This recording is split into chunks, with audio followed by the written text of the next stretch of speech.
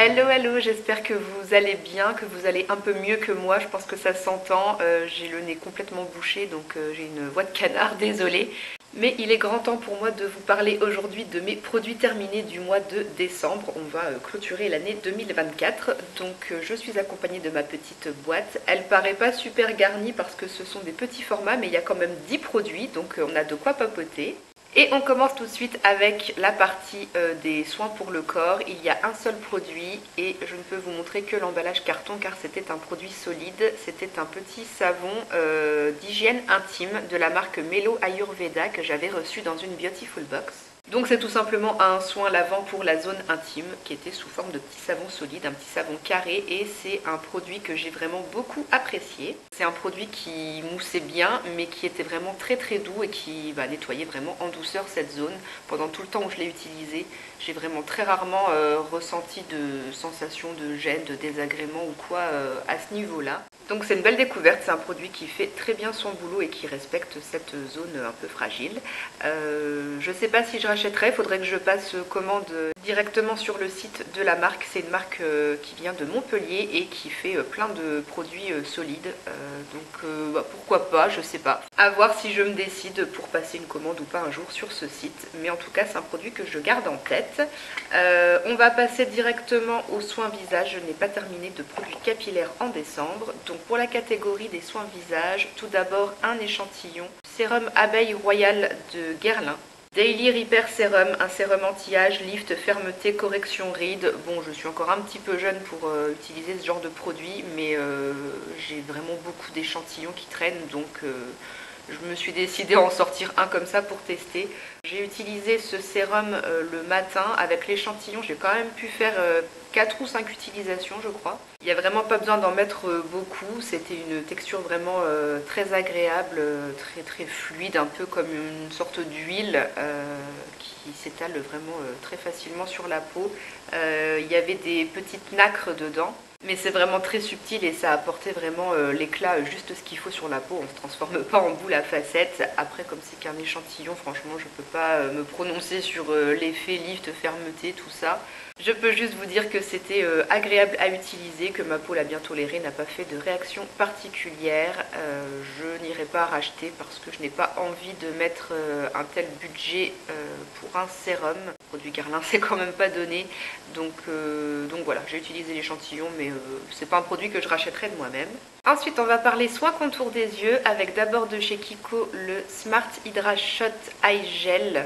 Donc le gel contour des yeux défatigant instantané avec un embout boule comme ça, mais c'est une boule en plastique, et pour masser sur le contour de l'œil, moi je trouve pas que c'est ce qu'il y a de plus agréable.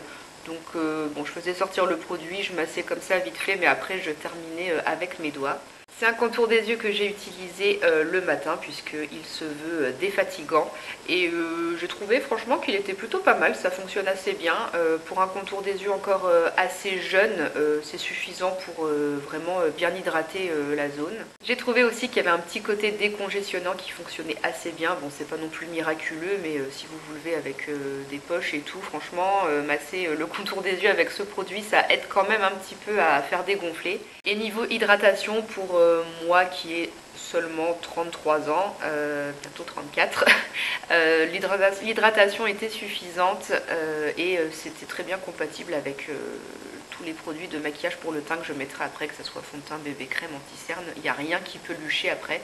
Donc ouais, franchement, c'est un bon petit basique, pas trop cher pour des personnes qui n'ont pas un contour des yeux trop desséché et puis une peau encore assez jeune. C'est un bon produit, je trouve, c'est un bon rapport qualité-prix.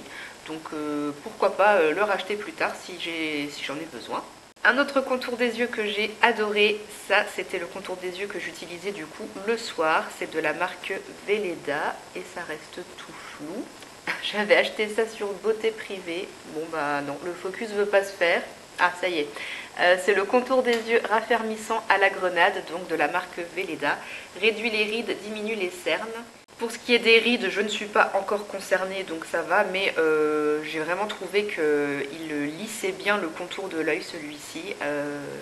Les petites ridules de déshydratation que je peux avoir, je trouvais qu'elles ressortaient beaucoup moins avec l'utilisation de ce produit.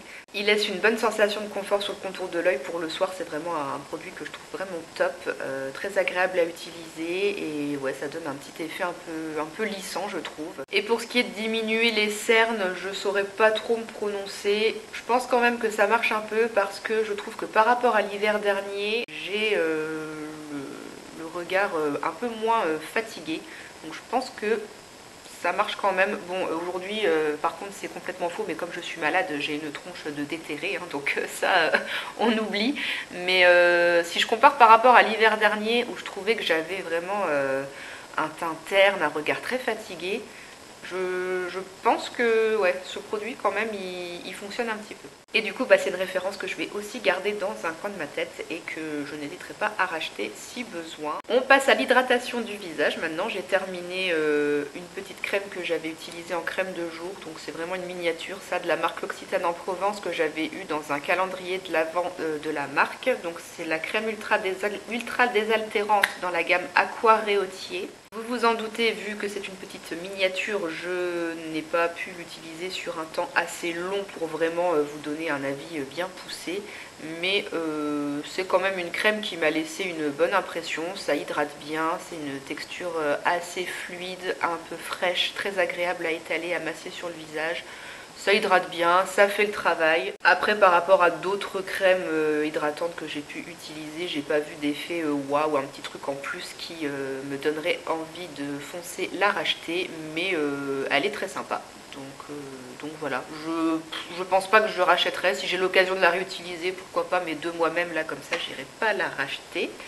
Ensuite, j'ai aussi terminé la crème que j'utilisais le soir. Ça, j'avais reçu dans une Beautiful Box. C'est la crème visage évanescente de la marque Cotan ou Cotan, je sais pas comment on prononce ça. Donc ça se présentait sous un tube façon tube de gouache et qu'est-ce qu'on nous raconte? La crème Vanishing fond sur votre peau comme la neige sous vos doigts. Sa formule soyeuse et nacrée nourrit intensément votre visage avant de s'évanouir sous un fin voile de douceur. C'est assez bien résumé. Je trouve qu'elle porte très bien son nom, cette crème visage évanescente. C'était une texture un petit peu fouettée et quand on l'étalait sur le visage, c'est vrai que il y avait cette impression de crème qui fond sur la peau et le geste était vraiment super agréable, c'était vraiment un produit très agréable à utiliser. Ça laissait vraiment une sensation de douceur et un effet un peu nuage sur la peau. C'était vraiment très sympa, j'ai beaucoup aimé la texture de cette crème. Après, au niveau d'hydratation, bon bah elle a fait le travail. J'ai pas vu de trucs miraculeux en plus non plus. Mais ça fait bien son travail d'hydratation. Je ne me suis pas renseignée pour cette crème, savoir où est-ce qu'on peut la retrouver, si elle existe toujours, tout ça. Voilà, je pense pas que je rachèterai. De toute façon, j'ai plein d'autres crèmes à utiliser, j'ai envie d'en tester d'autres aussi. Voilà, celle-ci m'aura beaucoup plu de par sa texture. Après, au niveau des effets, bon, c'est de l'hydratation, mais j'ai rien vu de plus, quoi. Donc, je pense pas que je rachèterai. Mais pour l'expérience sensorielle, en tout cas, ça valait le coup d'être essayé. Un autre produit qui venait d'une Beautiful Box de la marque Saison d'Éden, c'est le masque velours, un gommage régénérant 2 en 1, exfoliant et nourrissant. Les écritures sont blanches sur un fond rose clair et il n'y a aucune lumière, donc vous ne verrez rien. Donc masque velours 2 en 1, donc un produit à la fois qui fait à la fois gommage et masque. À base de mangue, argile rose et jojoba. Alors ce truc, ça faisait vraiment des années que je l'avais reçu. Ça datait d'une box d'avant le Covid, je crois. C'était dans les toutes premières Beautiful Box que j'avais reçues. Donc c'est un truc qui date, mais j'avais tellement de gommage en stock que j'ai mis beaucoup de temps avant de l'utiliser. Et puis de base, les trucs 2 en 1 qui font en même temps gommage et masque, je suis pas trop fan, je préfère avoir un gommage et un masque. Donc c'est pour ça que j'ai repoussé l'utilisation de ce produit. Alors du coup, je ne sais pas si l'odeur était normale ou pas, si ça avait tourné ou si c'est l'odeur habituelle de ce produit, mais ça sentait pas très bon. On sent que ça sent les produits à base d'argile, mais je sais pas si c'est le mélange avec la mangue et le jojoba, mais l'odeur, non, c'était pas top, j'ai pas trop aimé. Par contre, au niveau des effets, eh ben, bonne surprise, c'est quand même un produit que j'ai bien aimé.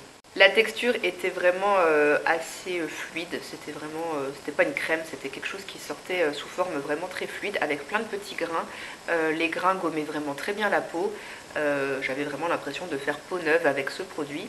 Appliquer une couche généreuse de produit sur la peau humide, masser un petit peu pour exfolier, ensuite laisser poser 5 minutes pour la partie masque et ensuite rincer à l'eau tiède. Donc du coup moi j'utilisais ça pendant que je faisais ma douche. Je commençais par du coup gommer mon visage et puis ensuite le temps de me laver le corps, de faire mes cheveux ou quoi.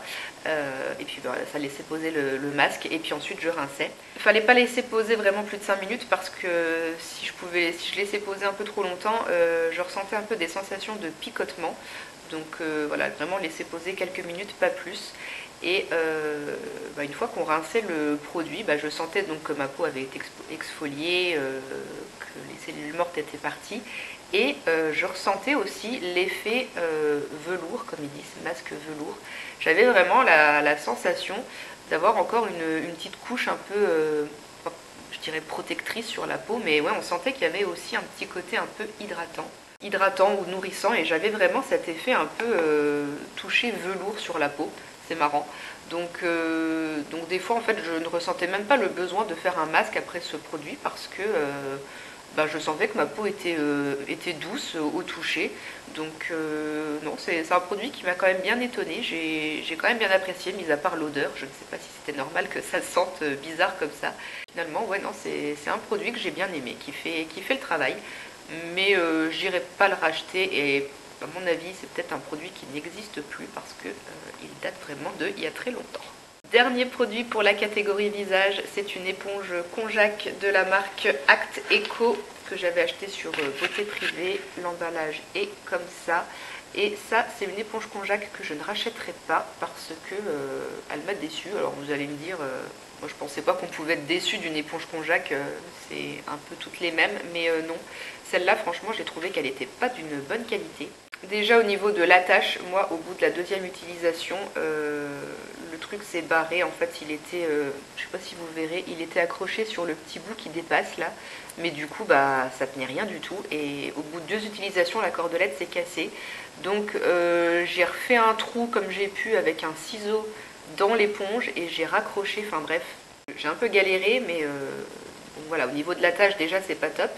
Et c'est une éponge qui a moisi à vitesse grand V, j'ai jamais vu ça. J'ai déjà gardé des éponges konjac plus de 6 mois avec aucune moisissure, voire même des fois 1 an je crois. Mais alors celle-ci, au bout de 1 mois, elle a commencé à moisir. Il y avait des petits points noirs là. Donc au début, les premiers points qu'il y avait, j'ai un petit peu gratté pour les enlever. Mais une éponge qui moisit au bout de même pas 1 mois, c'est la première fois que je vois ça. Donc non, franchement, pas de bonne qualité cette éponge, je rachèterai pas. Et on va finir avec la catégorie maquillage et de produits. J'ai utilisé un échantillon d'une base Urban Decay qui malheureusement n'est plus vendue en France, c'est bien triste. Le focus ne se fait encore pas. Ah ça y est, voilà. C'est la Primer Potion d'Urban Decay dans la version Eden. Donc la Primer Potion classique, je connais, j'ai déjà utilisé. La version Eden, j'avais jamais utilisé. Et donc c'est une version un peu colorée et mate. Donc si vous avez des soucis au niveau de vos paupières de petits vaisseaux qui sont très apparents, ça fait vraiment une bonne base pour bien tout couvrir. Ça donne vraiment une toile blanche pour poser son maquillage et ses fards à paupières après, donc ça c'est pas trop mal. Et au niveau de l'efficacité, ça permet vraiment de bien fixer les fards, de les faire tenir beaucoup plus longtemps, ça marche bien. Donc voilà pour cet échantillon qui traînait et que j'ai utilisé. Mais bon, je rachèterai pas parce que bon déjà Urban Decay on peut plus trouver par ici. Je sais pas sur quel site maintenant il faut passer pour trouver les produits de la marque. Et puis c'était quand même pas donné pour une base à paupières. J'en ai déjà utilisé des moins chers qui fonctionnent tout aussi bien. Et enfin je jette un petit vernis Essie.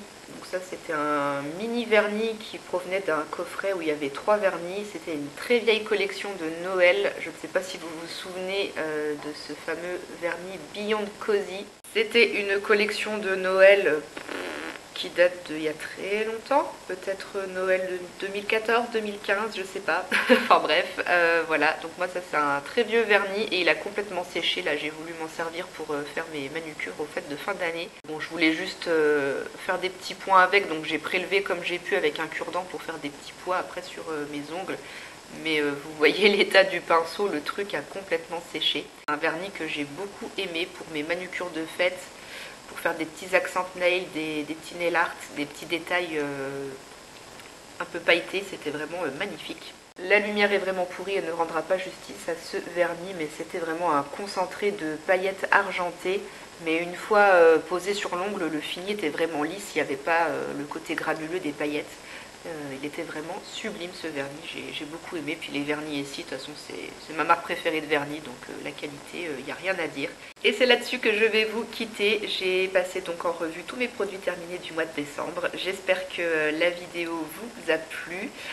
Merci de l'avoir regardé jusqu'au bout. Comme d'hab, je vous attends dans les commentaires si vous avez envie de papoter avec moi.